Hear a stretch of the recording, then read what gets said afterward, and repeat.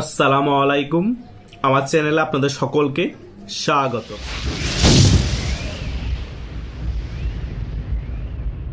আমি অনেকদিন আগে থেকেই বলে আসছি, বাংলাদেশ আওয়ামী লীগের শীর্ষ পর্যায়ের অনেক নেতা বাংলাদেশে ফিরে আসার প্রস্তুতি নিচ্ছে এবং 12ই ফেব্রুয়ারির পরে 2-3 মাসের মধ্যেই বাংলাদেশ আওয়ামী লীগ বাংলাদেশের রাজনীতিতে খুব শীঘ্রই ফিরে আসবে। এই বিষয়ে যখন আমি বলতাম তখন অনেকে আমাকে বলতো, ভাই আপনি তো জোর করেই মনে হয় বাংলাদেশ আওয়ামী লীগকে রাজনীতিতে ফিরিয়ে আনবেন এবং বাংলাদেশ আওয়ামী লীগের কর্মীদেরকে দেশে ফিরিয়ে আনবেন। আমি যে কথা কিছুদিন আগেও বলেছি সে কথা কিন্তু বিশ্বের নামি দামি পত্রিকাগুলোই বলছে। দা গার্ডিয়ানও বলছে বাংলাদেশ আওয়ামী লীগের নেতারা বাংলাদেশে ফিরে আসার প্রস্তুতি নিচ্ছে এবং বাংলাদেশ আওয়ামী লীগও বাংলাদেশের রাজনীতিতে খুব শীঘ্রই ফিরে আসবে। পেপার পত্রিকার মধ্যে এই বিষয় নিয়ে আলোচনা শুরু হয়ে গিয়েছে। শুধু তাই নয়, বাংলাদেশে এখন যে সবচেয়ে বড় রাজনৈতিক দল আছে আওয়ামী লীগের অনুপস্থিতিতে বিএনপির নেতাকর্মীরাও কিন্তু একই সুরে কথা বলছে। শুধু তাই নয়, বিবিসি বাংলার সাবেক প্রধান সাব্বির ভাইও কিন্তু সেম কথা বলেছে। আওয়ামী লীগকে নির্বাহী আদেশে তাদের কার্যক্রম স্থগিত রেখে আওয়ামী লীগ উড়ে যাবে না এবং আওয়ামী লীগকে উড়িয়েও দেওয়া যাবে না। আওয়ামী লীগ ফিরে আসবে, এটাই সত্য কথা। আমিও এতদিন এই কথাগুলোই বলে আসছিলাম। এখন আমরা যে কথাগুলো বলে আসছি সেই কথাগুলো বিবিসি বাংলার সাবেক প্রধান বলছে, দা গার্ডিয়ানে বলছে, বিএনপির নেতাকর্মীরা বলা শুরু করে দিয়েছে। কারণ বাংলাদেশের মধ্যে রাজনৈতিক ব্যালেন্স ফিরিয়ে আনার জন্য বাংলাদেশ আওয়ামী লীগকে রাজনীতিতে ফিরিয়ে আনা অনেক বেশি প্রয়োজন এবং মুক্তিযুদ্ধকে বাংলাদেশের মধ্যে একমাত্র সবচেয়ে বেশি মনে প্রাণে ধারণ করে এই বাংলাদেশ আওয়ামী লীগ।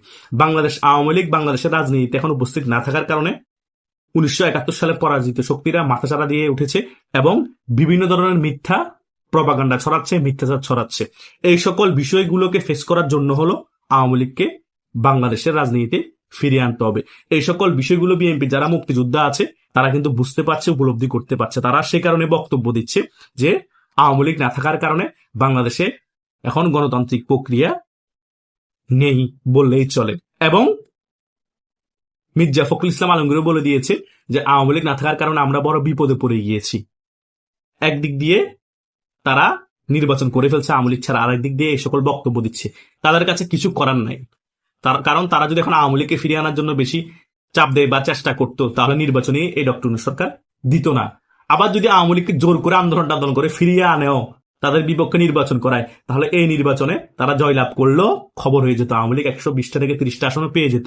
কারণ তারা এই 16-17 মাসে যে পরিমাণ চাঁদাবাজি করেছে, তাদের কর্মীরা যে পরিমাণ অপকর্ম করেছে, আওয়ামী লীগের নেতা কর্মীদেরকে মেরেছে নিরীহ, যে পরিমাণ মামলা দিয়েছে মিথ্যা, জনগণ তাদেরকে ভোট দিত কিনা সেই বিষয় নিয়ে তাদের চিন্তা ঢুকে গিয়েছে। তাই তাদের জনসমর্থন থাকার পরও, এত বছর পরও, ক্ষমতা আসার দরে গিয়ে থাকার পরও আওয়ামী লীগকে তাদের শেষ পর্যায়ে ভয় পেতে হয়েছে। কারণ আওয়ামী লীগের কিন্তু বিশাল একটা ভোট ব্যাংক আছে। যতই বলেন অপকর্ম করেছে, যতই বলেন টাকা পাচার করেছে, দিন শেষে আওয়ামী লীগকে সাধারণ মানুষ ভোট দিবেই। কারণ শেখ হাসিনা দুর্নীতি হয়েছে ওনার আমলে, কিন্তু উন্নয়ন অনেক বেশি হয়েছে। শেখ হাসিনার আমলে মানুষ দরজা খুলে ঘুমাতে পেরেছে, চুরি ডাকাতি অনেক কম ছিল, যেটা 5 আগস্ট পরবর্তী সময় অনেক বেশি বেড়ে গিয়েছে। এই সকল বিষয় চিন্তা করে হলো যদি আওয়ামী লীগকে ফিরিয়ে এনে নির্বাচন অংশগ্রহণ করতে দিত বা বিএনপি এই বিষয় নিয়ে অনেক বেশি প্রেশার ক্রিয়েট করতো তাহলে বিএনপির ক্ষতি হতো। সে কারণে বিএনপি মুখে বললো ওই রকম ডক্টর ইউনূসকে চাপ প্রয়োগ করে নাই। বিএনপি চিন্তা করছে আমরা আগে ক্ষমতায় আসি, একটা ট্রাম্প খেয়ে যাই এবং এই ট্রাম্পের ভিতরেই আওয়ামী লীগকে রাজনীতি করার সুযোগ করে দিব। এর পরবর্তীতে একটি তত্ত্বাবধায়ক সরকারের আন্ডারে নির্বাচন হবে, যে ক্ষমতায় আসুক তবুও আমরা ইঞ্জিনিয়ারিং করতে পারবো ক্ষমতায় থাকলে। এই বিষয় মাথায় নিয়ে বিএনপি আগাচ্ছে এবং টুকিটাকি বক্তব্য দিচ্ছে আওয়ামী লীগকে নিয়ে, মানে গণতান্ত্রিক রাজনৈতিক দল আমরা, সে কারণে এই সকল বক্তব্য দেওয়া লাগবে, এই কারণে এই সকল বক্তব্য দিচ্ছে। কিন্তু বিশ্ব মিডিয়া আওয়ামী লীগকে ফিরিয়ে আনার জন্য উঠে পড়ে লেগেছে এবং আমেরিকা বলেন, এই ভারত বলেন, রাশিয়া বলেন, সকলেই বাংলাদেশের রাজনীতিতে আওয়ামী লীগ ফিরে আসুক সেই বিষয় নিয়ে সকলে উঠে পড়ে লেগেছে। এটা আওয়ামী লীগকে ক্ষমতায় বসানোর জন্য না, বাংলাদেশের গণতান্ত্রিক প্রক্রিয়া ফিরিয়ে আনার জন্য এবং বাংলাদেশের মধ্যে একটি স্টেবল রাজনৈতিক অবস্থা বিরাজ করুক সেটার জন্য। এক পক্ষ সেটার জন্য চাচ্ছে, আরেক পক্ষ চাচ্ছে আওয়ামী লীগকে আবার ক্ষমতায় বসিয়ে দিতে। আবার আরেক পক্ষ চাচ্ছে আওয়ামী লীগ ফিরে আসুক একমাত্র জামাত ইসলামীকে চুপ করানোর জন্য। তারা যে পরিমাণ মিথ্যাচার করছে, যে পরিমাণ তারা আস্ফালন দেখাচ্ছে, যে পরিমাণ তারা জঙ্গিবাদের উত্থান ঘটাচ্ছে, এটা একমাত্র আওয়ামী লীগ ছাড়া কেউ মোকাবেলা করতে পারবে না। কারণ বিএনপির বুকের ভিতর ছিল এ জামাত ইসলাম। বুকের ভিতর থেকেও মাকড়সার বাচ্চা যখন বাইর হয়, মার কলিজে খেয়ে ফেলে, মাকড়সার মা মারা যায়। সেম ভাবে বিএনপির বুকের ভিতর থেকে বিএনপির কলিজে খেয়ে ফেলতেছে। বিএনপির সম্পর্কে সকল সাংগঠনিক ব্যাপারগুলো জামাত ভালো করে জানে, তাই বিএনপি মুক্তিযুদ্ধের ব্যাপার নিয়ে ডাইরেক্টলি ফেস করতে পারছে না এই জামাতের সাথে। কারণ বিএনপির মধ্যে বিভিন্ন দল থেকে এসে কিন্তু বিএনপি গঠিত হয়েছে। বিএনপি একেবারে যে 100% মুক্তিযুদ্ধের পক্ষের রাজনৈতিক দল সেটাও না। অনেক মুক্তিযোদ্ধা বিএনপিতে যুক্ত হয়েছে বিদায় বিএনপি সে কারণে দাবি করে জিয়া রহমান সেক্টর কমান্ডার ছিল বা জিয়া রহমান মুক্তিযুদ্ধ করেছে, তার রাজনৈতিক দল বিএনপি, সে কারণে আমরা মুক্তিযুদ্ধের পক্ষে শক্তি। কিন্তু আওয়ামী লীগ ছিল মেইন শিখর, কারণ আওয়ামী লীগের নেতৃত্বে বাংলাদেশে মুক্তিযুদ্ধ হয়েছে, তখন বিএনপি গঠন হয়নি। সে কারণে মুক্তিযুদ্ধের বিষয় নিয়ে একমাত্র ফাইট দিতে পারবে আওয়ামী লীগ জামাতের সাথে। আওয়ামী লীগ এবং জামাতের সাথেই তো বাংলাদেশে মেইন খেলাটা। বিএনপি অনেক বড় দল হলো, বিএনপিকে এই বিষয়টা মুক্তিযুদ্ধের বিষয় নিয়ে ছাগলের 3 নাম্বার বাচ্চা ধরা হয়। কথা বুঝতে পেরেছেন? প্রবলেম হচ্ছে ওই জায়গায়। সে কারণে বিএনপি আওয়ামী লীগের মতো কাউন্টার দিতে পারে না মুক্তিযুদ্ধের বিষয় নিয়ে, কারণ মুক্তিযুদ্ধের সময় তো বিএনপি গঠনই হয়নি। বুঝতে পেরেছেন? সে কারণে যারা মুক্তিযুদ্ধের পক্ষের শক্তি তারা আওয়ামী লীগকে সমর্থন না করলো, আওয়ামী লীগ যাতে ফিরে আসুক মুক্তিযুদ্ধকে রক্ষা করার জন্য, সে কারণে তারা বিভিন্ন টকশোতে বলেন, বিভিন্ন নিউজ পেপারে বলেন এবং বিভিন্ন জায়গায় মন্তব্য করছে। এটা সে কারণে আপনারা তাদেরকে আওয়ামী লীগের দোষর ট্যাগ লাগাতে পারবেন না। মুক্তিযুদ্ধের পক্ষের শক্তি হয়ে কথা বলা মানে আওয়ামী লীগের দোষর না। বুঝেন নাই ব্যাপারটা? আওয়ামী লীগ ছাড়াও তো তখন অনেকে মুক্তিযুদ্ধ করেছে, মুক্তিযুদ্ধকে মনে প্রাণে লালন করেছে, ধারণ করেছে। এটা সত্য। আওয়ামী লীগ মুক্তিযুদ্ধকে বিক্রি করলো, বিক্রি করে চললো। আওয়ামী লীগ তো মুক্তিযুদ্ধের সময় যত মুক্তিযুদ্ধ ছিল তাদেরকে নেতৃত্ব দিয়েছে। আওয়ামী লীগের নেতৃত্বই তো মুক্তিযুদ্ধ হয়েছে। অন্তত আওয়ামী লীগ ছাড়া সত্যিকারের মনে প্রাণে মুক্তিযুদ্ধকে কেউ মনে প্রাণে ধারণ করে না অন্য কোনো রাজনৈতিক দল। আওয়ামী লীগ নাই যে আজকে দেখেন 5 আগস্ট পরবর্তী সময় মুক্তিযুদ্ধের সকল মোরাল ধ্বংস করে দেওয়া হয়েছে। জয় বাংলা স্লোগান দিতে পারছে না, বিএনপি কোনো প্রতিবাদ করছে না।